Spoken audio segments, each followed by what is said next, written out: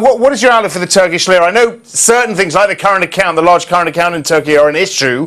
Where do we go from here?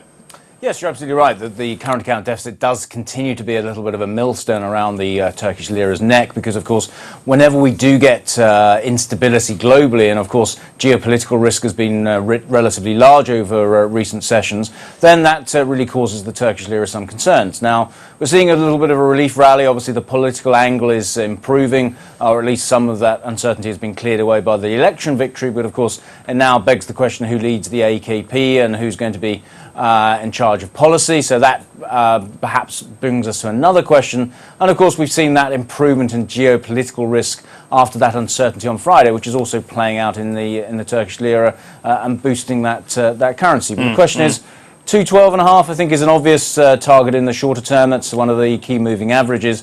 But the question is, would you necessarily want to continue to buy Turkey there? And I think there are still enough question marks, particularly in terms of who's going to lead the party after Erdogan resigns the leadership, to suggest that at those sort of level, it's probably an opportunity just to lighten some short-term Turkish positions, because, of course, geopolitical risks have eased but have not been totally eradicated by a ceasefire in Gaza or any market-reduced fears post-Iraq. All right.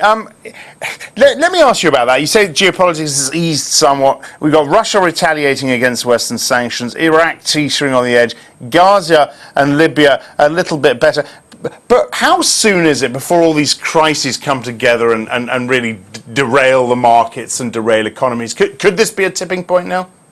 Well, it could be a tipping point, and certainly the market was very nervous of this sort of nexus of risk factors on Friday, and of course that culminated in the Nikkei getting hit very hard and going through some key technical levels as a barometer, if you like, of that focus.